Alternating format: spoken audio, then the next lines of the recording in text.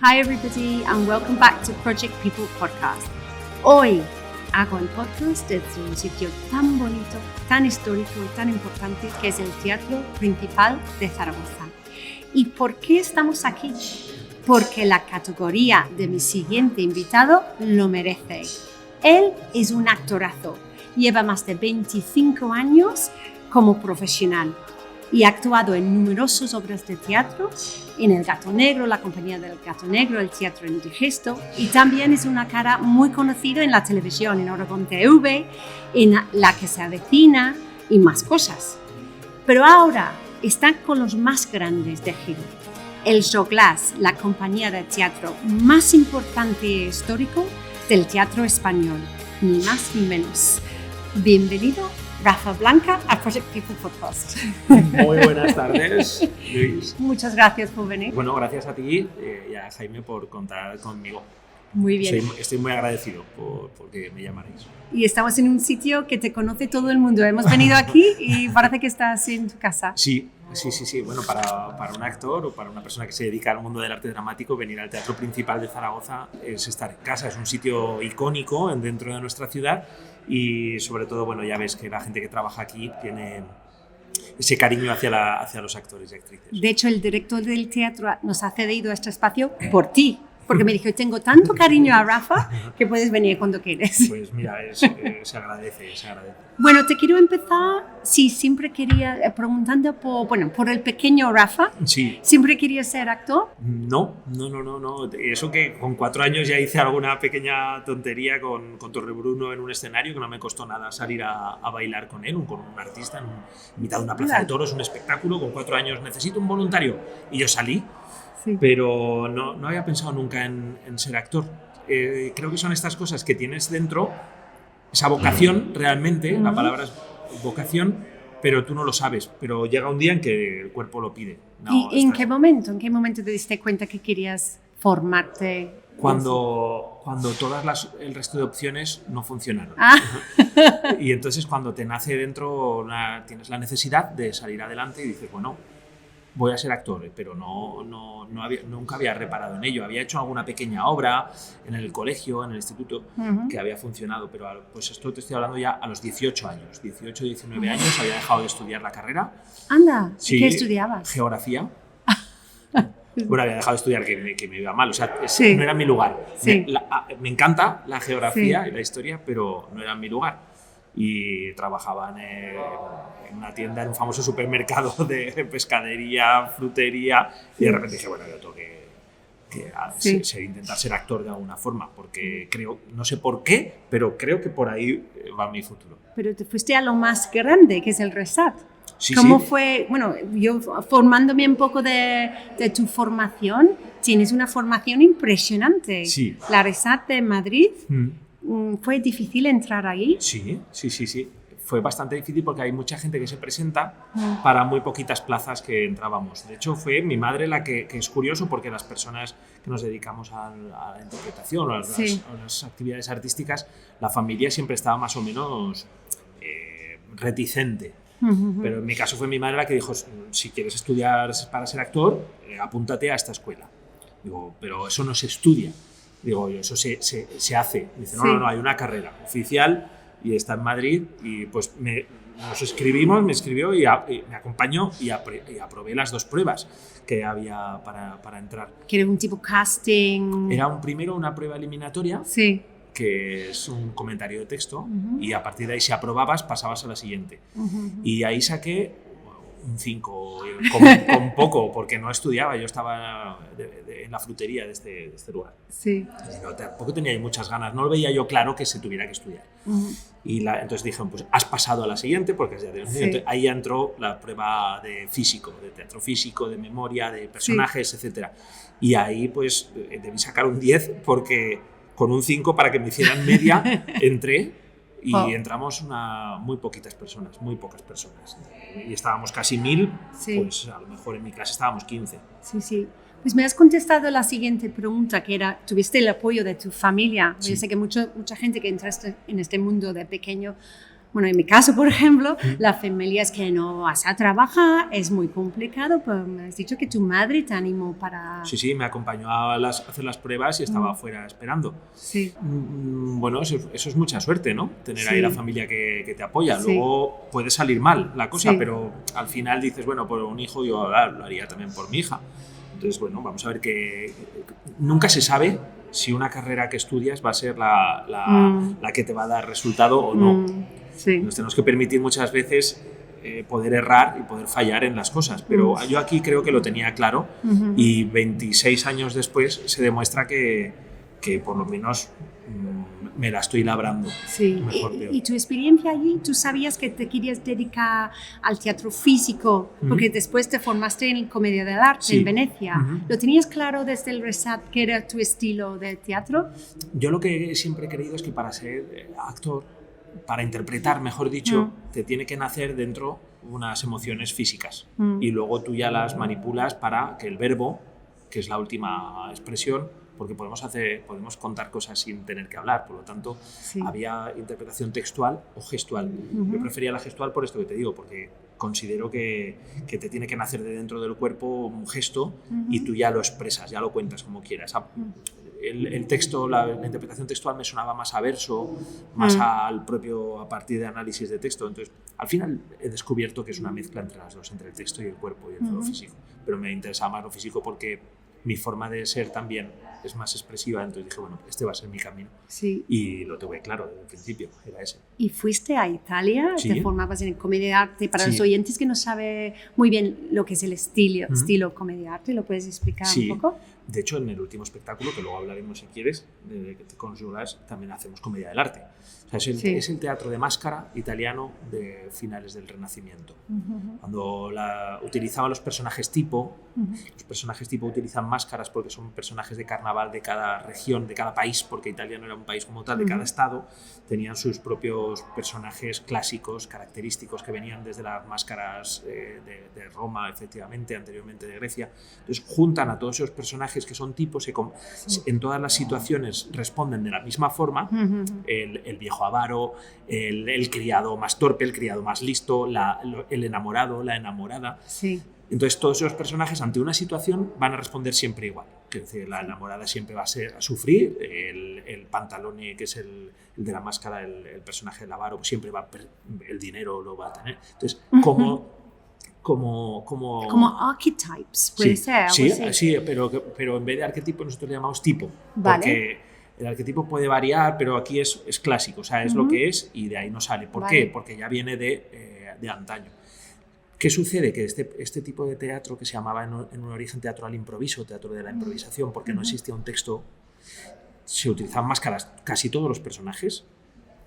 Y fíjate lo que voy a decir, las mujeres no llevaban máscara y dirás, en el Renacimiento, mujeres, es el único país del mundo y el primer momento en el que la mujer trabaja como actriz.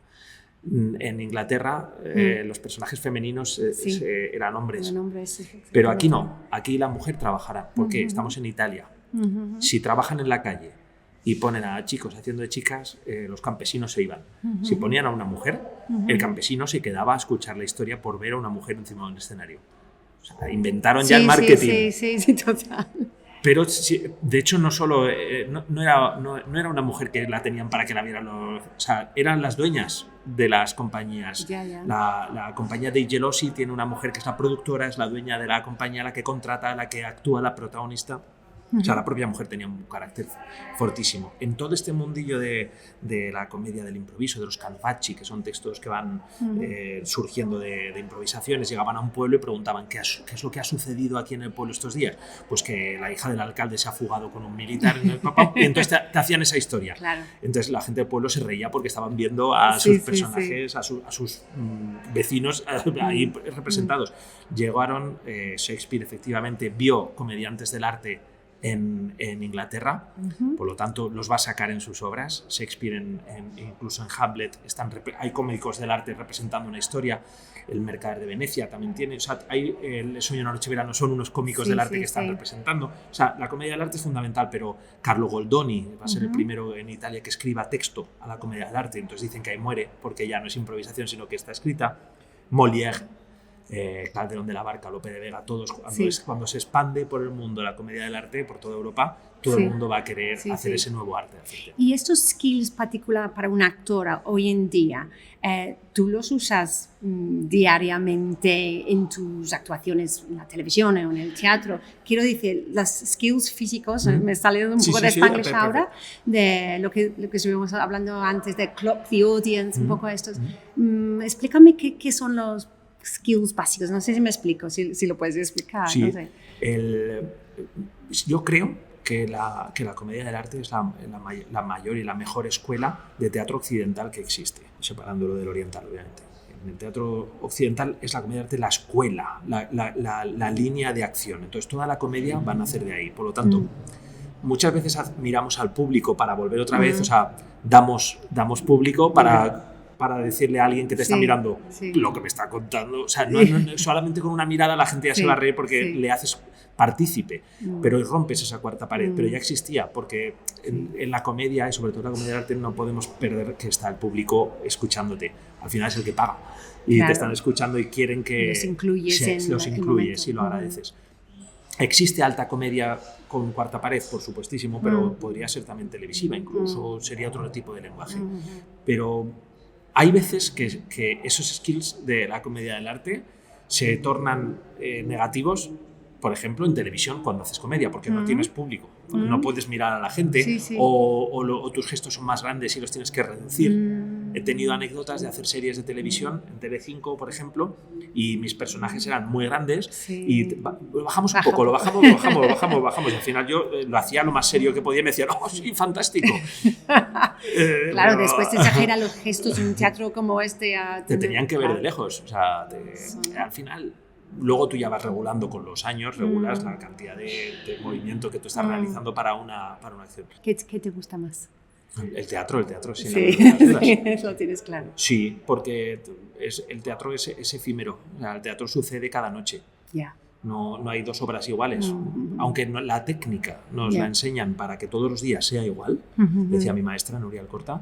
¿Para qué es la técnica? Para que todos los días hagas la función de la misma manera. Pero nunca es igual, porque el público no es igual. Aunque yo traiga de casa una actitud distinta, puedo estar más triste, más alegre, más preocupado por algo, con más prisa, yo tengo que hacer la misma función siempre. Para eso tengo mi técnica. Pero el público es distinto y lo notas. Vale, pues te quiero preguntar por tus teatros, tus obras. Yo he visto muchas con Patri Psicóloga que me encanta, que son súper divertidas, como la psicología teatralizada, ¿no? Un formato nuevo, ¿no? Un formato nuevo y muy divertidas. Pero la obra que más me ha impresionado ha sido Malabroca, con el gato negro. Interpretas, si no me equivoco, más de 30 personajes, tú solo en el escenario, durante 1 hora y media, puede ser, con un ritmo frenético y con una pasión. Me dejó impresionado. Tenía la sensación cuando salí de este teatro que yo he visto un montón de personas y has sido tú solo. ¿Cómo fue la creación de esta obra? Porque quería saber si había guión o lo habéis creado a base de improvisación con el director.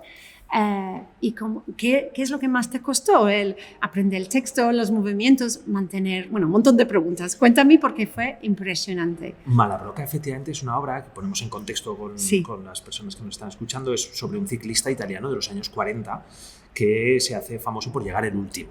Entonces, la historia en ciclismo, en el Giro italiano, o sea, la historia en sí misma ya se extraña. Dices, ¿qué está pasando aquí? Yo leí que en un libro sobre historia del ciclismo, llamado El Deporte, y en un libro sobre historia del ciclismo contaban la historia de Malabroca. No sé, y pone justo debajo. Y hay un periodista que ha escrito su historia que la está narrando en los teatros con un violonchelo sonando de fondo. Y dije, por lo tanto, esto se puede llevar. Y le escribo al periodista. Y el periodista del libro me manda al periodista italiano. Le escribo al periodista italiano y digo, oye, me gustaría hacer la historia de Malabroca, tu historia, en España. Y me dice, toma el texto. Contesta, toma, la más llanera.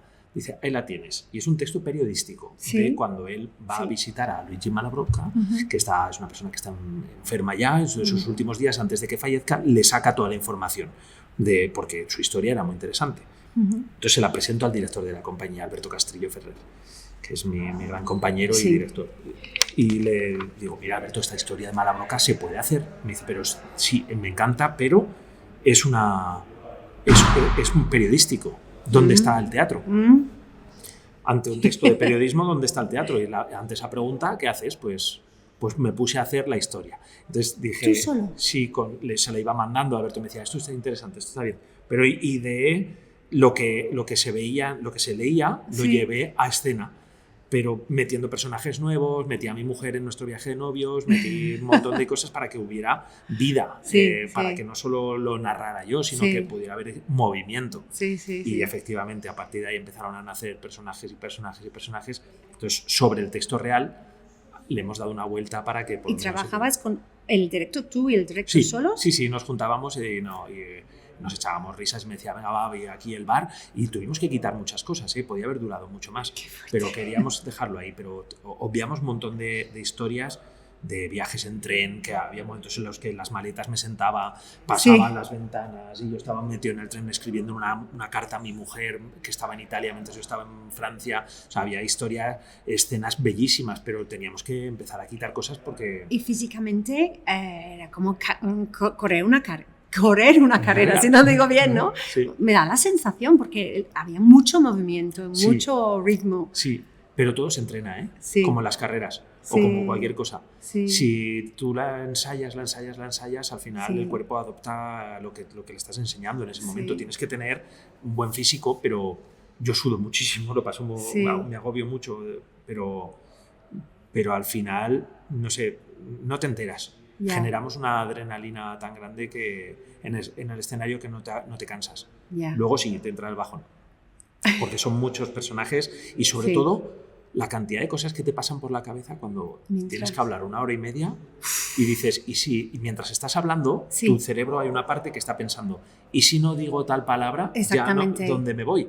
Y el coche donde lo ha aparcado, no sé qué, y eso lo tienes que borrar mientras estás diciendo otras cosas. O sea, al final es muy loco. Una curiosidad, si tú estás en papel número 12, por ejemplo, personaje número 12, estás ya pensando, ahora tengo que recordar que vine en número 13, estás en esta fase de pensar, es que no me puedo imaginar. Porque es una coreografía. Claro.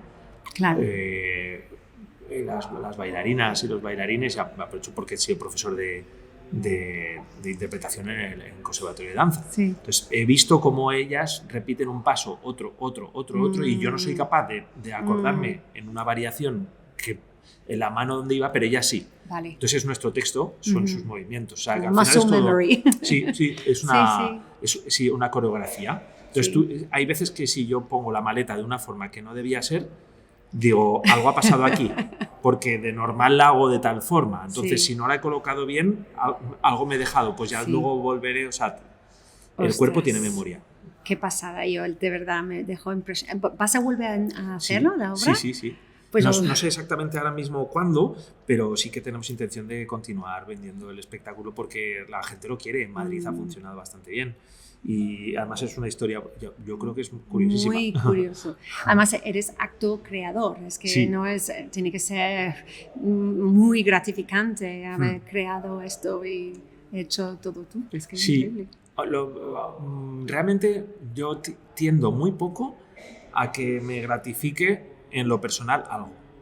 Hay 2 cosas que me gratifican, que el público esté disfrutando, ya no solo riéndose si es comedia, sino pasándolo mal con lo que le cuento, o sea, que realmente conecte con el público, eso sí que gratifica, porque el público está siendo feliz, y que mis compañeros, si los tengo, si no es un monólogo, sean mejores en escena gracias a lo que yo estoy haciendo.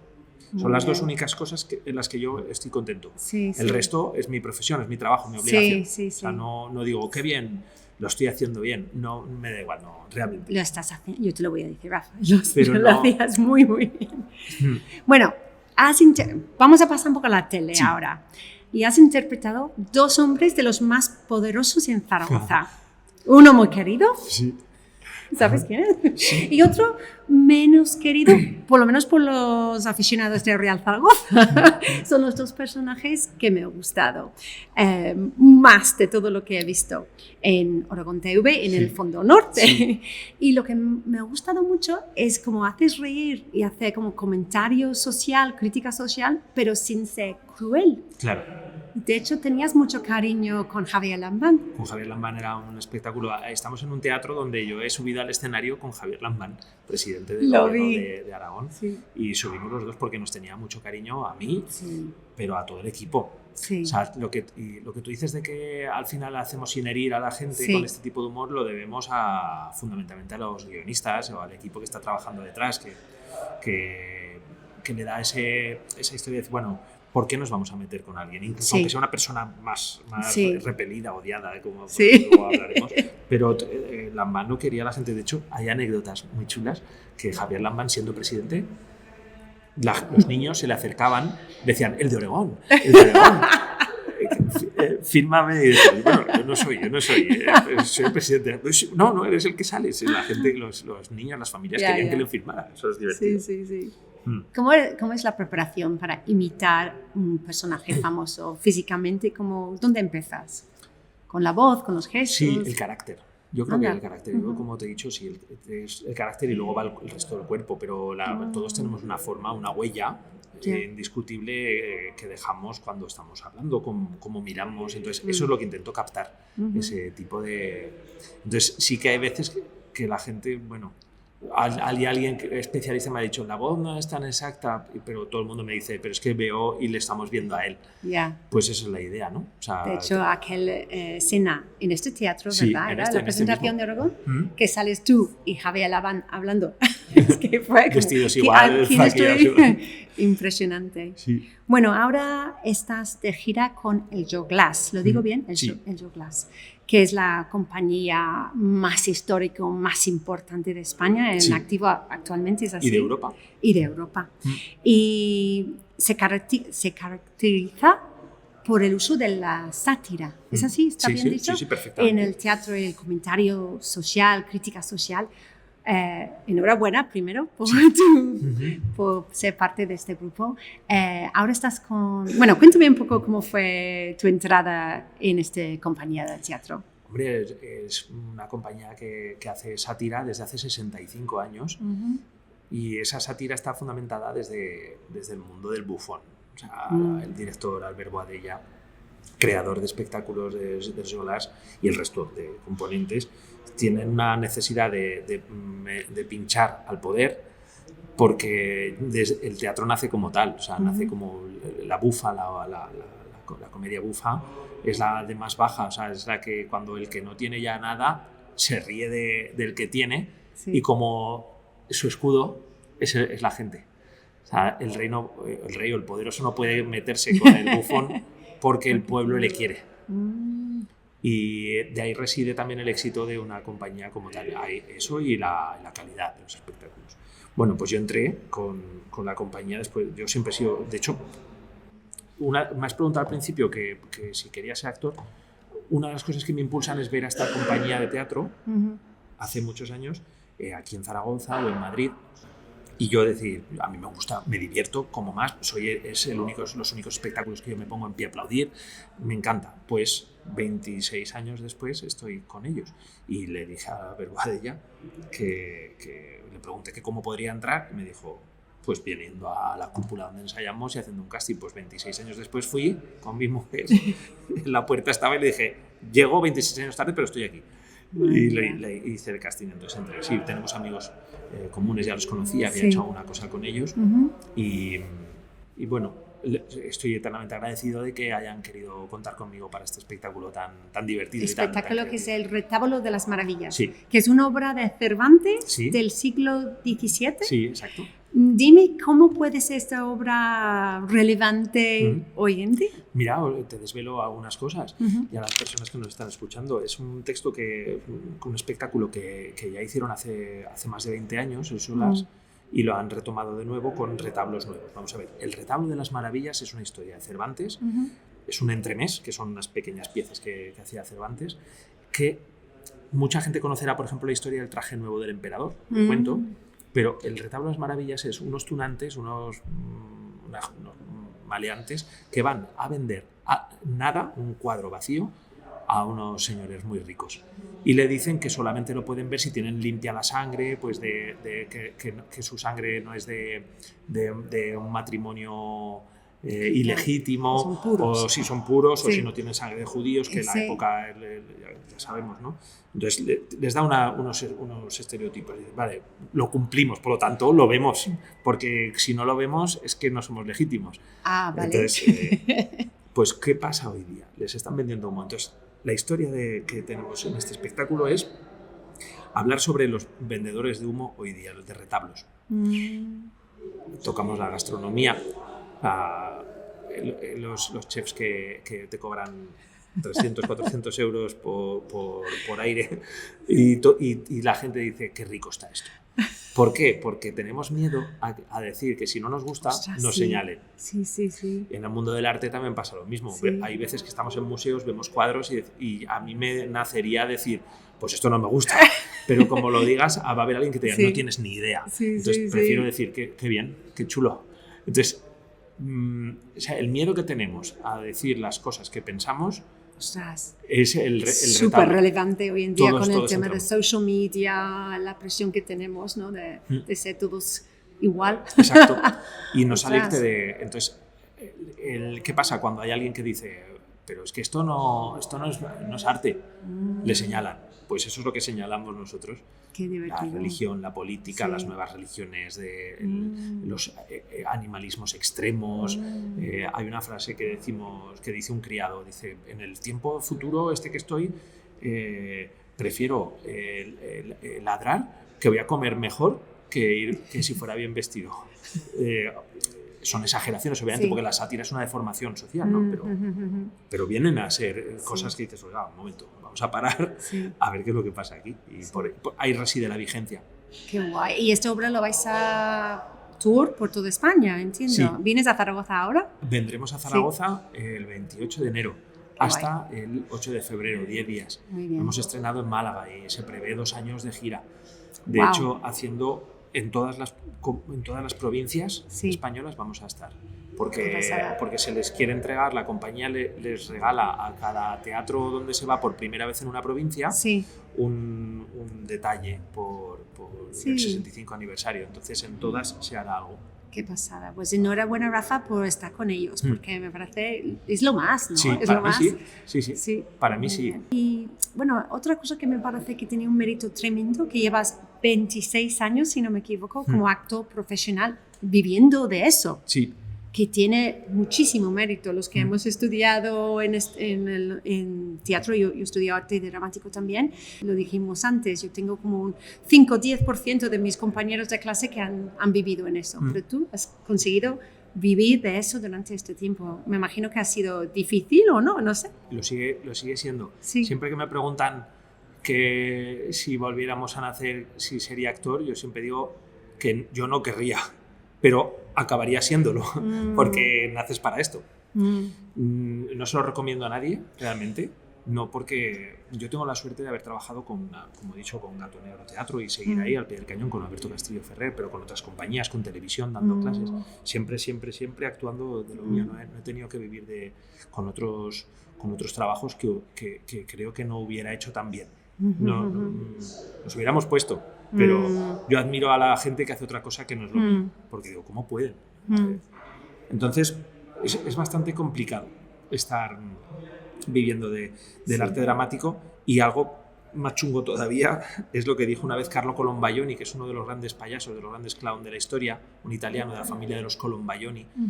Es historia viva y estuvo en la RESAD en Madrid, y cuando nos dio un curso dijo, siempre voy a escuelas de arte dramático, ¿por qué no pone fuera arte cómico? Como un juego de palabras, ¿no? Porque el drama comprende todo, pero él era arte cómico. Sí. Pues yo llevo 25 años haciendo arte cómico, que todavía es más bajo que el arte dramático. Somos casi como los poetas o algo así, o sea, ¿no? Que nos reímos con Diego, pero salvamos. Una vida difícil, pero lo has conseguido. Estamos en ello, todavía estamos en ello. Nunca sabes cuándo va a fallar esto. Lo complicado es que nunca no es algo continuado. Entonces hay vacas más gordas, vacas más flacas, que solemos decir. Y bueno, vas peleándote con todo, haciendo encajes de bolillos, otra expresión fantástica española. pero vamos salvando. O sea, cuando ya estás pensando en qué vas a hacer cuando termines una cosa, cuando tal, y bueno. Cierta inseguridad a lo que puede pasar. Siempre, porque dependemos no solo ya del público, dependemos también de los propios programadores, de las propias instituciones. Pero yo creo que el teatro al final, los que lo llevamos tan dentro, si hasta en una calle puedes actuar. O sea, si tú quieres que alguien te escuche, te va a escuchar. Sí. ¿Y eres fiel a Zaragoza? Quiero decir que normalmente el talento suele ir a Madrid, a Barcelona, a las ciudades grandes, ¿no? Big cities, pero tú te has mantenido aquí, que también tiene mérito. Y sin ser de aquí. Eso. Pero viví aquí y he vuelto. Y aquí tenemos nuestra residencia, mi mujer, mi hija y yo, porque al final estamos a 1 hora y cuarto del centro de Madrid. Hay veces que grabo series de televisión o anuncios y me dicen, ¿dónde vives para recogerte? Digo, estoy a 1 hora y cuarto del centro. ¿Que en tal barrio? Digo, sí, más o menos. Sí. No, o sea, no tengo... Al final hoy día te conectas más, pero sí que aquí hay menos oportunidades que en otras grandes ciudades, pero las que hay te agarras y luego la calidad de vida es brutal. Es maravillosa, ¿no? ¿Hay talento en Aragón? Sí, todo. Y lo mejor es cuando nos lo creemos. Sí. Lo que pasa es que esta tierra, y lo digo aquí, pero lo puedo decir en el Tribunal Supremo si hace falta, en esta tierra valoramos muchas veces más a lo de fuera que lo de casa. Y ya está. Y es así. Sí. Entonces, cuando sales fuera, es cuando te dicen, es que es muy bueno porque está en otro sitio. Y lo que hay aquí... O sea, ¿por qué no damos valor? Que se da, pero todavía mucho más. Mucho más en todos los ámbitos, ¿no? En España en general. Yo creo que soy de fuera. Sois muy autocríticos con muchas cosas. Sí, yo creo que no es... Alguien te diría, es mediterráneo. No, en Italia... Italiano primero, de siempre, en Grecia, pero aquí en España valoramos... Hay una frase que digo en el Retablo de las Maravillas, que digo a Rabelín, digo, tú no sabes que aquí en las Españas cualquier extranjero goza de mayor prestigio y predicamento que los propios que aquí nacieron. Sí, pues en Zaragoza es todavía más, igual es por el clima, pero sucede. Pero respondiendo, el talento aquí es maravilloso. Y los que salen de aquí son fantásticos en la música, en los deportes, en las artes, en las ciencias, en la danza. Tenemos gente que sale fuera. Vamos un poco por las ramas, pero quiero que me explicas qué es un aragonés, cómo es un aragonés en tus palabras, porque en Aragón TV se hace mucha comedia con el aragonés. A mí me encanta, pero me cuesta describir para alguien de fuera como... Para mí es una persona muy cálido, muy loud. Sí. En el aeropuerto de Londres se oye los de Zaragoza a 100 metros. Sí. ¿Cómo definirías tú un aragonés? Somarda es una palabra que define muy bien al estilo aragonés. Porque hay cosas que sí, pues para adelante. O sea, vamos a hacer esto, vamos. Yo creo que el aragonés es una persona que no te falla. Eso es algo que muy pocas veces se dice, pero hay muy pocas posibilidades de que una persona de esta tierra te falle o te apuñale por la espalda, por decirlo así. Al final, en Aragón la gente, si ya te mira de cara, ¿para qué te va a buscar las espaldas? Te recibe, pues te recibe. Y si no quieres, pues te vas. Pero él está aquí para ti, te ayuda, no falla. Te sientes acogido aquí, verdaderamente. Y luego una diversión aplastante. O sea, el aragonés suelta una frase que puede ser muy divertida o terrorífica, pero siempre va a sonar loud y strong. O sea, un golpe en la mesa y esto es así y punto. Y ya está. Me trae el recuerdo de ir a Aguilón con mi marido cuando lo conocía y su abuela me dice... estás más gordica y más guapa. Así yo, yo para un inglés, what did she say? Me explota la cabeza, pero sí, además es aplastante, o sea, te sueltan aquí una frase y ya está, no hay más. Ya que has nombrado antes que Zaragoza es tu home, tu casa, estás casado con la maravillosa fotógrafa Silvia Bello, que es amiga mía. ¿Qué tal la vida en casa, dos artistas? ¿Cómo es la vida con una fotógrafa artista maravillosa? Tengo la suerte de que ella es como mira Silvia, o sea, que tiene una visión de fotógrafa, entonces ve cosas que yo no veo muchas veces. tengo que esperar al resultado del trabajo que hace cuando fotografía, porque antes no. Sí. Cuando está fotografiando yo no veo lo que hace, pero cuando ya tienes la foto sí. Entonces tiene una forma de ver distinta. Y a mí me ayuda, porque no solo porque me haga fotos, sino porque me ayuda a entender cómo ve otra persona una escena. Sí. Mira, no imaginaba yo que este encuadre podía servir, porque a mí eso me ayuda. Y luego, sobre todo, lo mejor es que en casa tenemos exposiciones de sus fotografías, que eso alegra. Qué bien. Mira, tiene una idea que es una exposición temporal. Entonces, el pasillo de casa está todo llena de fotografías de ella y cada cierto tiempo, cada 2 meses, cambiamos la temática. Y si alguien viene a casa y la quisiera la foto, yo dije, pues pone una pegatina debajo roja y es para esa persona. Nos reímos con eso, pero no sé. Además, sí, le ha venido tarde o sea, siempre ha sido artista, pero la idea de querer fotografiar le ha venido tarde y entonces la está cogiendo con muchas ganas y me encanta ver una persona que crece en el mundo del arte ante mis ojos. Qué bien, qué bien. Me encantan sus obras y su Instagram lo sigo y son preciosos. Sois muy deportistas también, Rafa. Cuéntame, ¿cómo es el deporte en tu vida? Es base. ¿Sí? Sí, desde niño, pero ahora hemos optado por correr, entonces somos runners. ¿Los dos juntos? ¿Vais juntos? Ahora ¿no? Sí, yo iba a mi ritmo, corría mis maratones, ella al suyo, corría otras distancias y a ritmos distintos, pero últimamente estamos haciendo el love running, que es nos adaptamos el uno al otro y bueno, pues al final es hacer deporte y terminas dándote un beso y decir, qué guay, o sea, aquí estamos, o sea, pongo en valor lo que es disfrutar al lado de la persona que quieres antes que intentar llegar más rápido o menos rápido a una línea de meta, ¿no? Y además tienes una hija súper deportista. Futbolista, de hecho. ¿De dónde le viene la pasión? No lo sabemos, porque en realidad ella era atleta. Ella era atleta y desde muy pequeña haciendo atletismo, porque por su físico y su forma de ser, lo que le pedía al cuerpo siempre era el atletismo. Con David Fernández, que es un magnífico entrenador, que es nuestro entrenador, la tenían en el equipo, medallas, lanzamiento de peso a una bestia, cross, tal, y un día dice que quiere jugar a fútbol. A mí me gusta mucho el fútbol, soy zaragocista y bético por familia, pero nos gusta mucho el fútbol, pero a ella no la he llevado nunca, no la he conseguido llevar a un campo de fútbol, va y se aburre, ve un partido se aburre. Y yo creo que quería ser futbolista, nos dijo, porque estaba cansada de hacer deporte mirando solamente delante. Ajá, y hay 360 grados de personas que la necesitan y ella necesita, o sea, lo que es el deporte en equipo. Y coincidió en que el mundo del fútbol femenino ha empezado a tener unos éxitos tremendos y eso ha afianzado su gusto, el deseo de seguir jugando. Ya tiene referentes importantes de los referentes, sobre todo en el mundo femenino, que en nuestro caso, en nuestro país, da más glorias el deporte femenino que el masculino y no lo ponemos eso en valor suficientemente, pero llega a las Olimpiadas y nuestras chicas ganan más. O sea, el deporte femenino, aparte de ser más divertido, yo estoy descubriendo un mundo de un fútbol ahora en el que ves táctica, ves